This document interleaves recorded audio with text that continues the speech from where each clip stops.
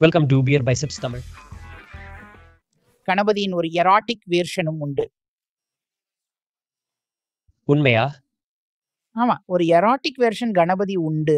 அது பத்தி ரொம்ப பேருக்கு தெரியாது. உலகளாவியா 3 கோவில்ல மட்டும் கிடைக்கும். ஒரு பெண் உருவத்தோட செம்ம போஸ்ல கணபதி காணலாம்.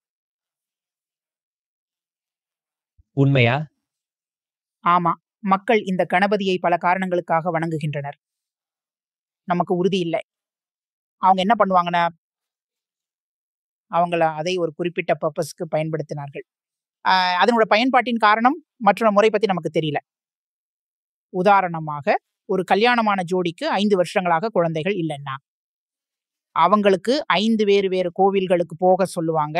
ஒரு வாரத்துக்கு ஒவ்வொரு நாளும் ஒரு கோவிலுக்கு போக வேண்டி இருக்கும். இந்தியாலயா? ஆமா. உதாரணமா, நீ ஒடிசாவில் வாழ்ந்து கல்யாணம் பண்ணிட்டு 5 வருஷங்கள் குழந்தை இல்லைன்னா உனக்கு கோனார் கோவிலுக்கு போய் ஒரு வாரம் தங்க சொல்லுவாங்க. சிரிக்க வைக்கிற விஷயம் என்னன்னா, இது முழுமையாக மூட நம்பிக்கை தான். இது பொய்யானது. கோவிலுக்கு போனா குழந்தைகள் பெற எப்படி உதவும்? லாஜிக் விளக்கம் எதுவும் இல்லை. இத பாரு. 2012 அல்லது 2013ல நான் கோனார்க் டெம்பிளுக்கு போனேன்.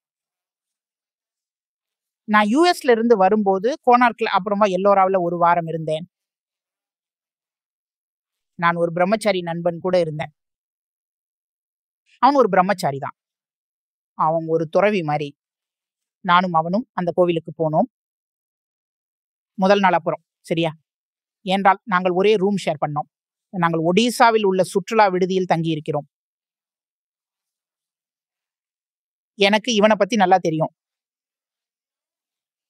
இவன் பெண்களை பற்றி ஒருபோதும் பேசவே மாட்டான். ஆனா அவன் அந்த இரவு தூங்கவே இல்லை.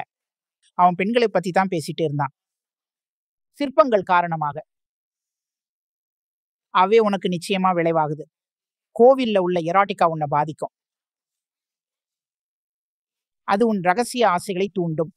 அது உனக்கு உள்ளுணர்வு வருதா? ஆமா, அது ஆளுக்கு ஆளு மாறுபடும். உனக்கு ஏதாவது ஆசைகள் மறைச்சா அது வெளியே வர வைக்கும். உன்னை பத்தி ஏதாவது மறைவான பக்கம் இருந்தா அது அதை வெளியே கொண்டு வரும். உனக்கு ஏதோ மறைந்த காம ஆசை இருந்தா அது வெளியே வரும். அது உன் எனர்ஜியை அதிகரிக்கும் தான்.